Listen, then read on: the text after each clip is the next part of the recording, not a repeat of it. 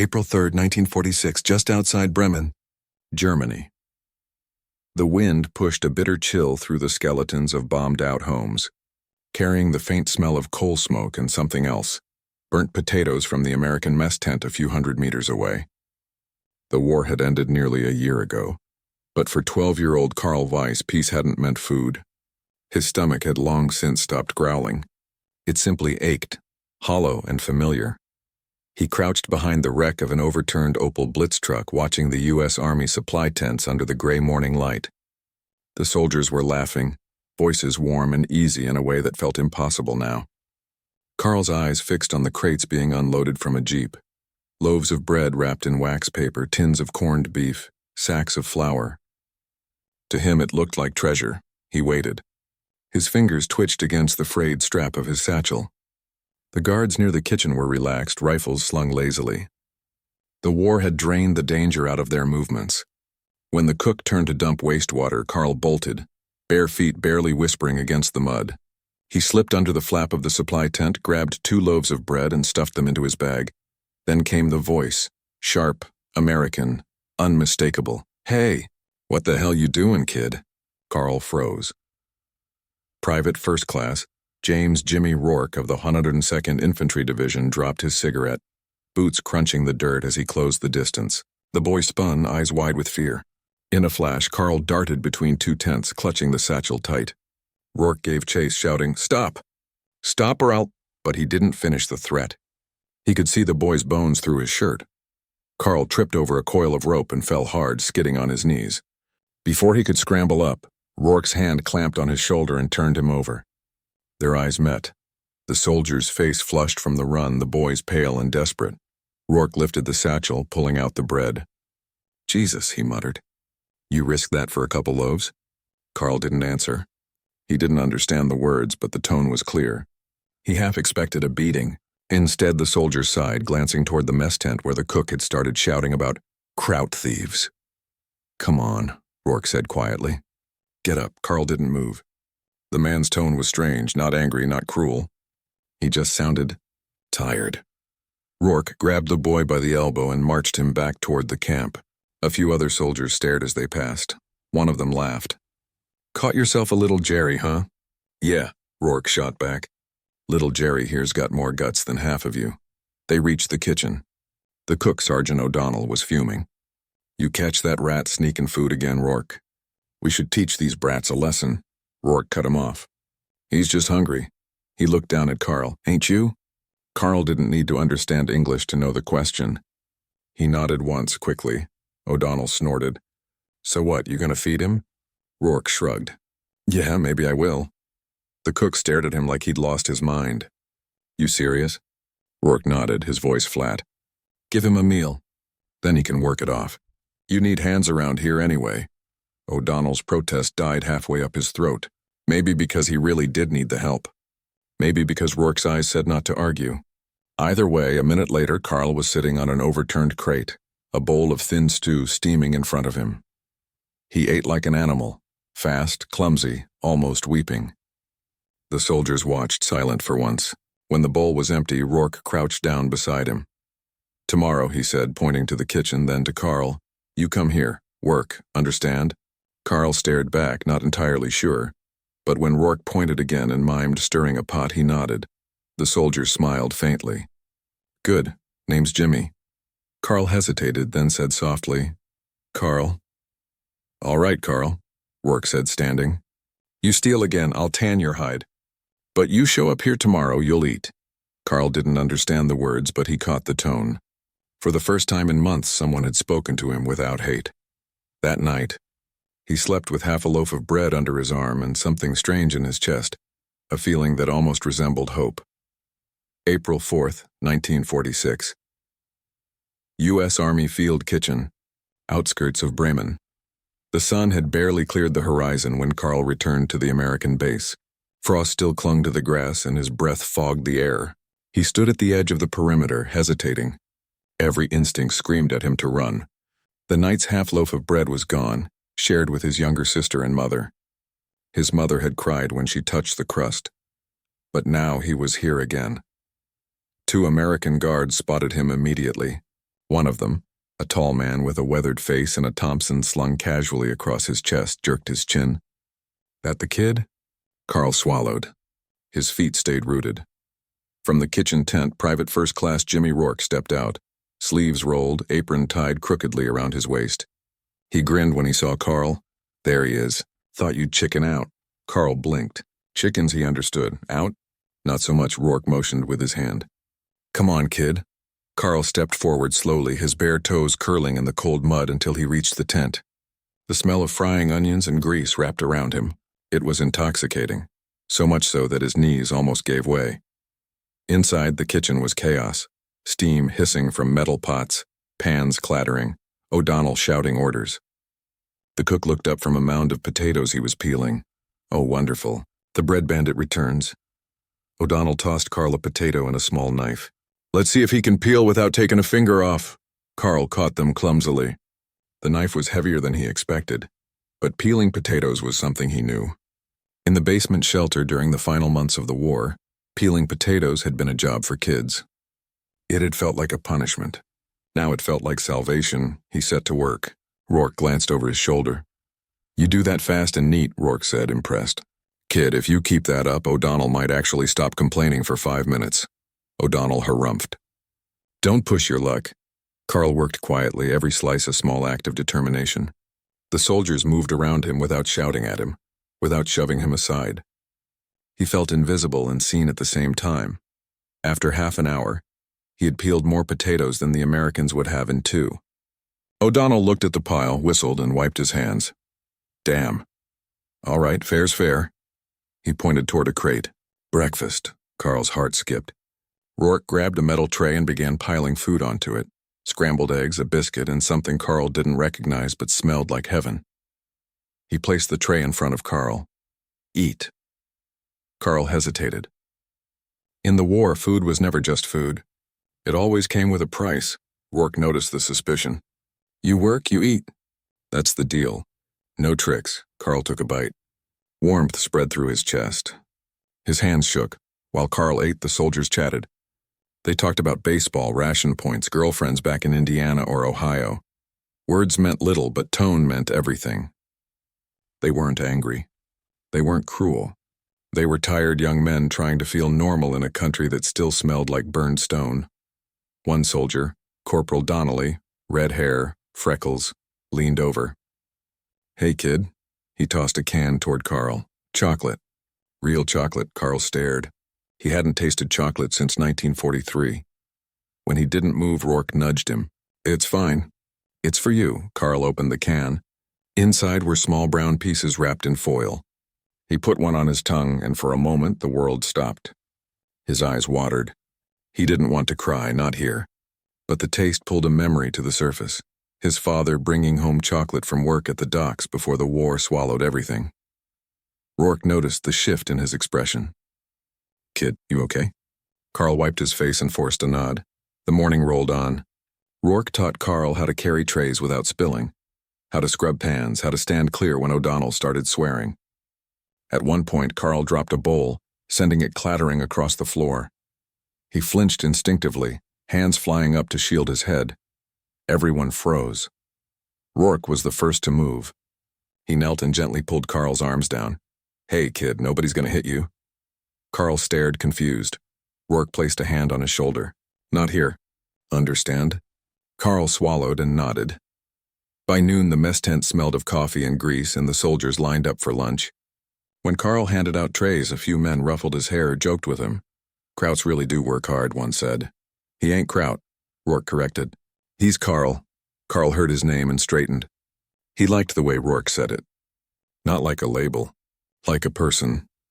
When the lunch rush died down, Rourke leaned on the counter beside him. You did good today. You come back tomorrow? Karl nodded. A real nod this time. Rourke clapped him lightly on the back. Attaboy. Outside, a jeep sputtered to life and rolled past the tent. The U.S. flag on its hood flapped in the cold wind. Karl watched it, thinking how strange it was that the same country that had dropped bombs on his city was now feeding him biscuits and chocolate. Rourke wiped his hands on a towel. Tomorrow we teach you how to make cornbread. Karl didn't know what cornbread was. But the excitement in Rourke's voice was contagious. For the first time in years, tomorrow didn't feel like a threat, it felt like possibility. April 7th, 1946. Third day in the American kitchen. Morning fog clung low to the ground, blurring the landscape into a world without edges. Karl walked toward the American base with purpose now, shoes too large for him, gifted by Corporal Donnelly the night before. They flopped awkwardly with every step, but they kept the cold from biting at his bare toes. The base was already stirring. Soldiers hauled crates, repaired jeeps, smoked cigarettes against the chilly wind. When Karl stepped into the mess tent, Private First Class Jimmy Rourke was waiting. Rourke grinned. "You're early. Either you really love peeling potatoes or you're after more chocolate." Karl didn't understand most of the sentence, but he caught the important parts. "Chocolate," he said simply. Rourke laughed. "Honest. I respect that." Sergeant O'Donnell was hunched over a massive metal mixing bowl, arms thick as ham hocks, sleeves rolled high. When he saw Karl, he pointed at a sack sitting on a crate. "Cornmeal," O'Donnell barked. "Today we teach the kid cornbread." Karl approached the sack cautiously. Rourke handed him a measuring tin. "Okay, kid, watch." Rourke scooped flour into a second bowl, added cornmeal, then pointed to each ingredient as he said it slowly. "Flour, cornmeal, sugar, salt," Karl repeated, though his German accent curled around each English word. "Flour, corn, meal, sugar, salt." O'Donnell pretended not to be impressed, but the twitch at the corner of his mustache gave him away. Rourke continued narrating every step, mixing dry ingredients, cracking eggs, pouring milk. The American soldiers joked as they walked past. "Look at that," Donnelly said, leaning against the tent pole. "The Kraut kid's gonna open a bakery." Rourke turned sharply. "He has a name. Use it." Donnelly raised his hands defensively. All right. "Karl the baker." Rourke winked at Karl. "Better." Karl had never been in a place with this much noise, voices overlapping, pots clanging, feet stomping. But the chaos didn't frighten him anymore. The longer he worked here, the less he braced for yelling or blows. O'Donnell clapped loudly once. "Time to mix." Karl dipped the tin into the cornmeal sack, leveled it with a quick flick of his wrist, and dumped it in. His movements were precise and fast, too fast. A puff of fine yellow powder shot into the air, coating Rourke's face like pollen. Rourke sputtered. "Kid, you trying to bury me alive?" Karl froze, fearing he'd made a mistake. But then O'Donnell snorted and Donnelly burst into laughter. Even Rourke cracked a smile. "You're supposed to mix it, not deploy it like a smoke grenade." Smoke grenade. That he understood. He'd seen real ones. When the batter was ready, O'Donnell slid the tray into the field oven. Karl hovered near it, eyes wide. The smell was unlike anything, warm, sweet, like hope itself was baking. While they waited, Rourke pulled out a deck of cards. "You know any games, Karl?" Karl nodded slowly. He gestured with his hands, dealing, stacking, sweeping cards quickly. Rourke raised a brow. "You play? Well, all right then. Let's see what you got." They sat on crates and Rourke dealt a hand of rummy. Karl watched every card, memorizing where they fell. He didn't fully understand the rules, but he understood patterns. Within 2 hands, he was winning. "Okay," Rourke muttered, narrowing his eyes. "There's no way you're this good." Karl just shrugged, a small smile tugging at his mouth. "You hustling me?" "Kid, we could go to New York and make a fortune." Karl recognized the tone, joking. And for the first time, he returned a smile openly. But the moment didn't last. Outside, a loud truck engine rumbled to a stop near the tent.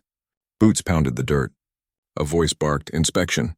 Lieutenant Colonel Harris, stern jaw, spotless uniform, entered the kitchen like a judge entering a courtroom. His eyes landed immediately on Karl. He pointed.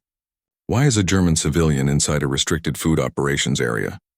O'Donnell straightened. "Sir, he helps. Works hard. Don't cause trouble." "That wasn't my question." Rourke stepped forward, chin up. "Sir, he earns his meals. He works for his food." Harris stared at Rourke like he'd just announced he was adopting a wolf. "This is not a charity house, Private. These people were shooting at us a year ago." Karl stood motionless, hands clasped tight behind his back, like during inspections at school before schools became rubble. "He's a child," Rourke said evenly. Harris took a slow step toward Karl. "Boy, do you understand me?" Karl swallowed but remained silent. The officer's voice reminded him of the men in gray uniforms, the ones who barked orders with eyes like stone. Rourke's tone hardened. So he works. He earns his keep. Harris looked between them, jaw grinding. Finally, he exhaled sharply. One step out of line, just one, and he's gone. Understood? Yes, sir. The moment the officer left, O'Donnell exhaled in a long breath. Well, guess the kid's officially part of the kitchen now. Karl didn't understand the words, but he understood the relief in their faces.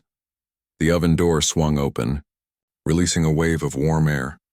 The cornbread emerged, golden steaming, edges crisp. O'Donnell cut a piece and handed it to Karl.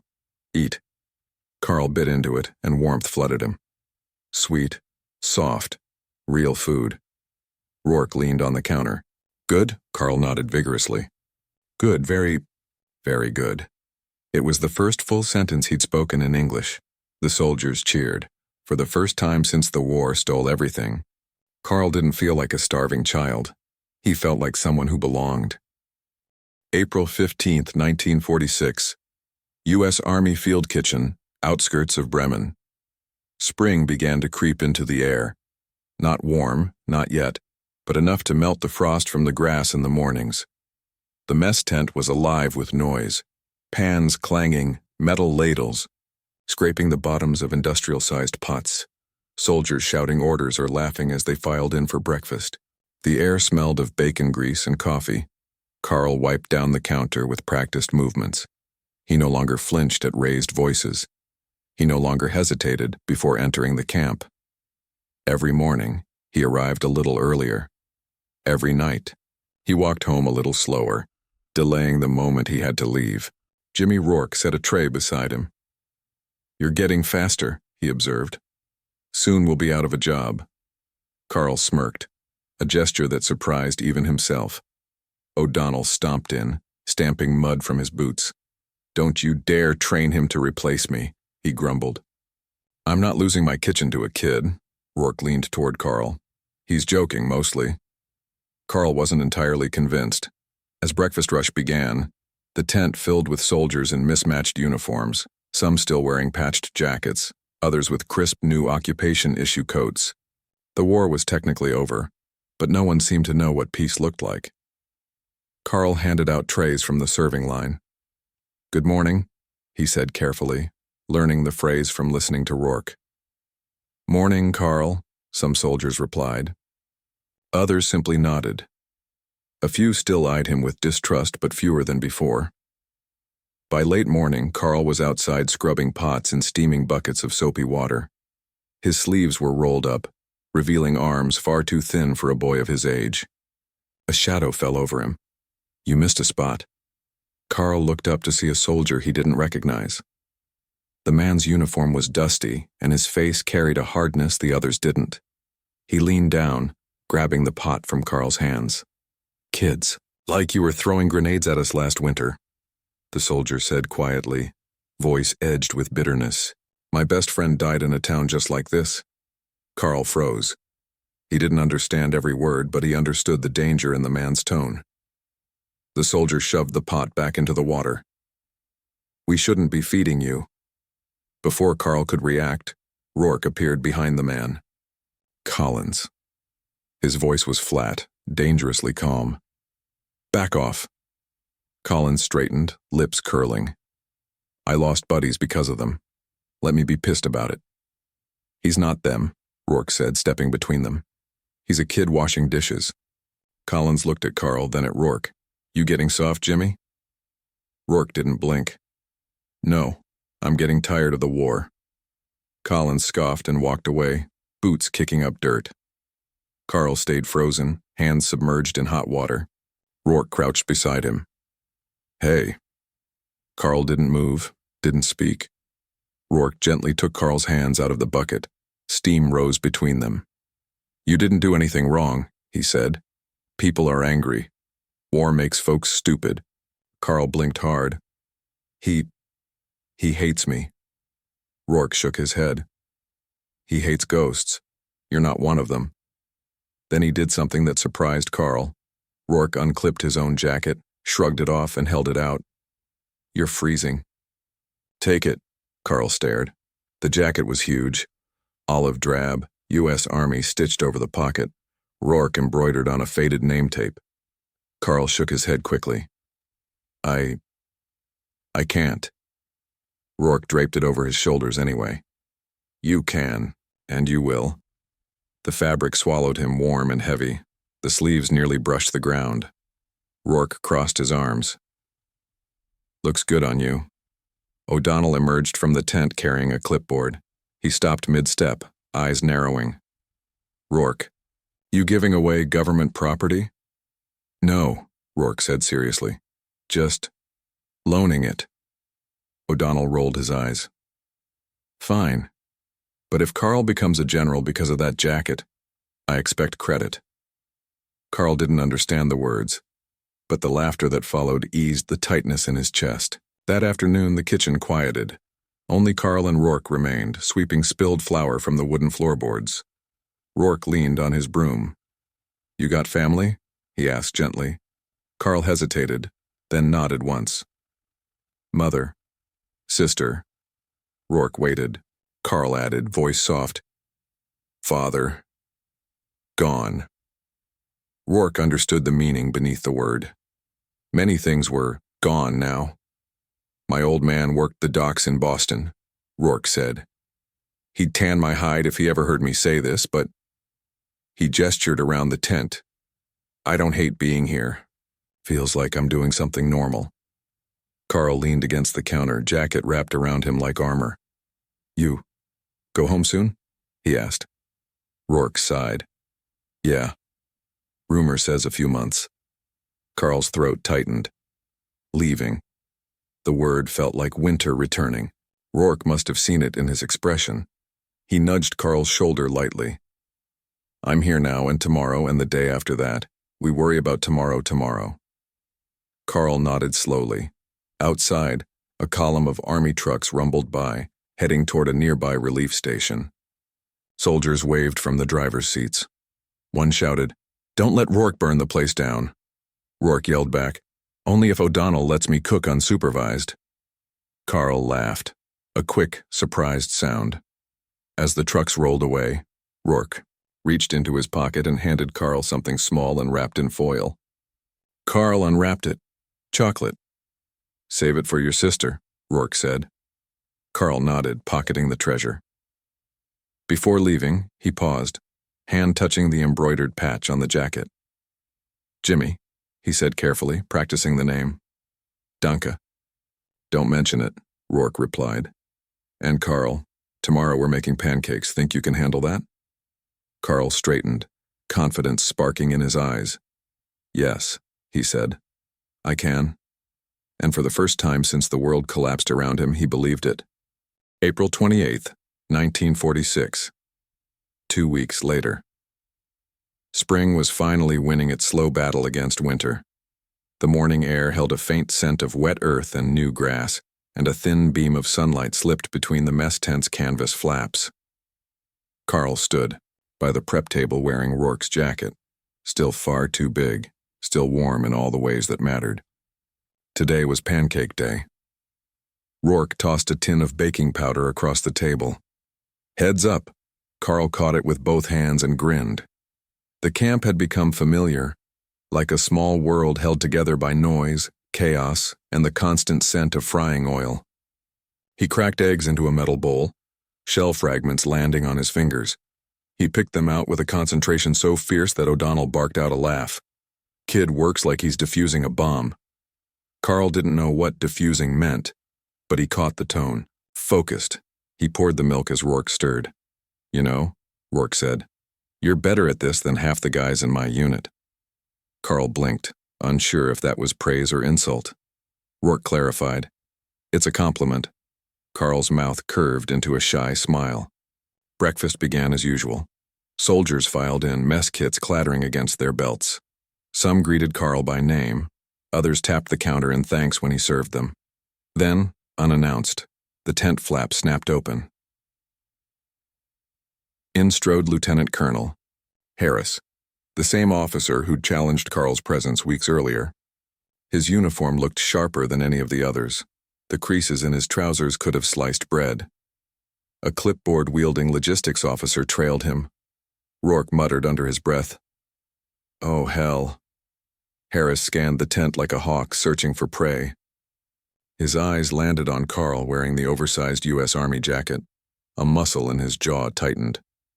"Private Rourke," he said curtly. "A word." Rourke set down his ladle and approached him. Karl watched, feeling suddenly exposed, hands uncertain around his serving spatula. Harris spoke quietly, but not quietly enough. "We discussed this. Civilian children do not belong inside U.S. military operations, especially not wearing American uniforms." Karl instinctively pulled the jacket tighter around himself. Rourke kept his voice calm, steady. "Sir, he's not interfering, he's helping. And he needs the jacket, it's cold in the mornings." "The jacket," Harris said sharply, "symbolizes our authority. It is not charity." Karl looked down at the embroidered name. Rourke. To him, it symbolized the only place he felt safe. Rourke stood his ground. "Sir, the kid works harder than anyone here. He is not a soldier." Harris jabbed the air toward Karl. "He is German, and our mission here is not to raise strays." The word hit Karl like a slap. Stray. Stray was what they called dogs no one wanted. Rourke folded his arms. "With respect, sir, he's not a stray. He's Karl." Harris's voice dropped, dangerously low. "This occupation is not about making friends." Rourke's tone matched it. "Maybe it should be." The tent went silent. Even O'Donnell stopped ladling pancakes. Harris snapped his clipboard shut. Effective immediately, the boy is not allowed inside any U.S. Army food service area.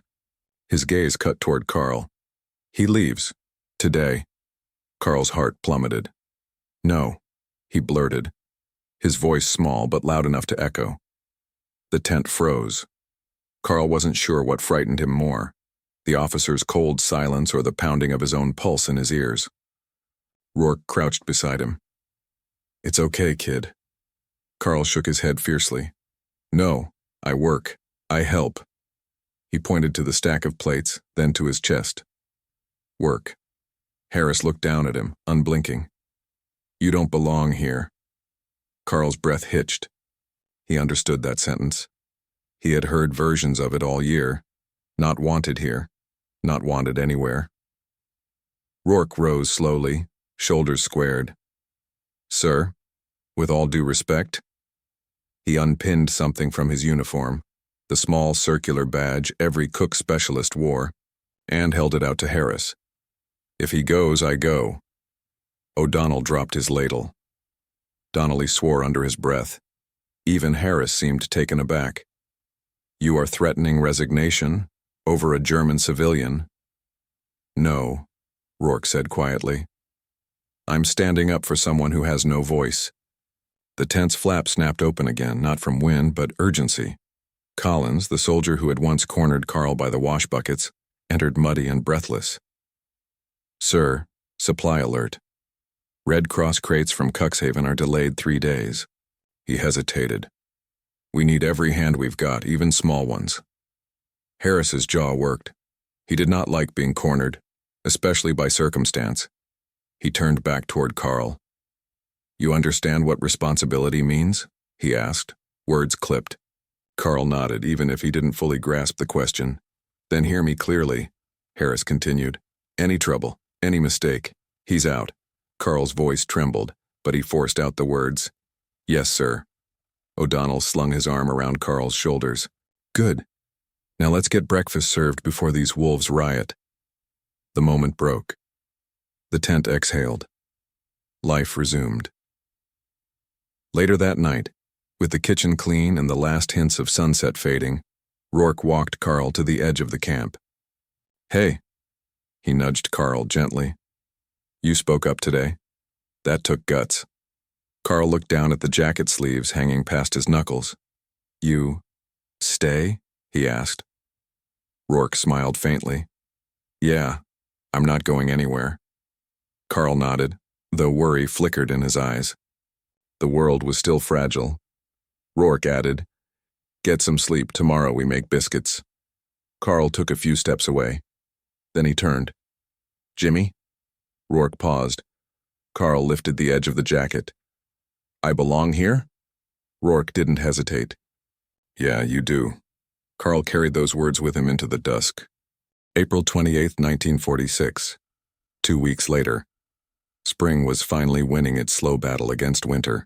The morning air held a faint scent of wet earth and new grass, and a thin beam of sunlight slipped between the mess tent's canvas flaps. Karl stood by the prep table wearing Rourke's jacket, still far too big, still warm in all the ways that mattered. Today was pancake day. Rourke tossed a tin of baking powder across the table. Heads up! Karl caught it with both hands and grinned. The camp had become familiar, like a small world held together by noise, chaos, and the constant scent of frying oil. He cracked eggs into a metal bowl, shell fragments landing on his fingers. He picked them out with a concentration so fierce that O'Donnell barked out a laugh. Kid works like he's defusing a bomb. Karl didn't know what defusing meant, but he caught the tone. Focused. He poured the milk as Rourke stirred. You know, Rourke said, you're better at this than half the guys in my unit. Karl blinked, unsure if that was praise or insult. Rourke clarified. It's a compliment. Karl's mouth curved into a shy smile. Breakfast began as usual. Soldiers filed in, mess kits clattering against their belts. Some greeted Karl by name. Others tapped the counter in thanks when he served them. Then, unannounced, the tent flap snapped open. In strode Lieutenant Colonel Harris, the same officer who'd challenged Karl's presence weeks earlier. His uniform looked sharper than any of the others. The creases in his trousers could have sliced bread. A clipboard-wielding logistics officer trailed him. Rourke muttered under his breath. Oh, hell. Harris scanned the tent like a hawk searching for prey. His eyes landed on Karl wearing the oversized U.S. Army jacket. A muscle in his jaw tightened. Private Rourke, he said curtly. A word. Rourke set down his ladle and approached him. Karl watched, feeling suddenly exposed, hands uncertain around his serving spatula. Harris spoke quietly, but not quietly enough. We discussed this. Civilian children do not belong inside U.S. military operations, especially not wearing American uniforms. Karl instinctively pulled the jacket tighter around himself. Rourke kept his voice calm, steady. Sir, he's not interfering. He's helping. And he needs the jacket. It's cold in the mornings. The jacket, Harris said sharply, symbolizes our authority. It is not charity. Karl looked down at the embroidered name. Rourke. To him, it symbolized the only place he felt safe. Rourke stood his ground. Sir, the kid works harder than anyone here. He is not a soldier. Harris jabbed the air toward Karl. He is German. And our mission here is not to raise strays. The word hit Karl like a slap. Stray. Stray was what they called dogs no one wanted. Rourke folded his arms. With respect, sir, he's not a stray. He's Karl. Harris's voice dropped dangerously low. This occupation is not about making friends. Rourke's tone matched it. Maybe it should be. The tent went silent. Even O'Donnell stopped ladling pancakes. Harris snapped his clipboard shut.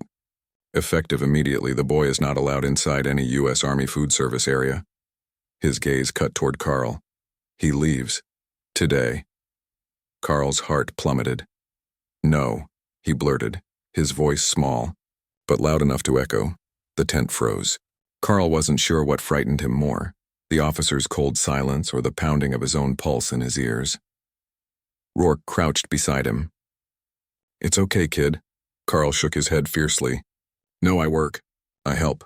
He pointed to the stack of plates, then to his chest. Work. Harris looked down at him, unblinking. You don't belong here. Karl's breath hitched. He understood that sentence. He had heard versions of it all year. Not wanted here. Not wanted anywhere. Rourke rose slowly, shoulders squared. Sir, with all due respect. He unpinned something from his uniform. The small circular badge every cook specialist wore, and held it out to Harris. If he goes, I go. O'Donnell dropped his ladle. Donnelly swore under his breath. Even Harris seemed taken aback. You are threatening resignation? Over a German civilian? No, Rourke said quietly. I'm standing up for someone who has no voice. The tent's flap snapped open again, not from wind, but urgency. Collins, The soldier who had once cornered Karl by the wash buckets entered muddy and breathless. Sir, supply alert. Red Cross crates from Cuxhaven are delayed 3 days. He hesitated. We need every hand we've got. Even small ones. Harris's jaw worked.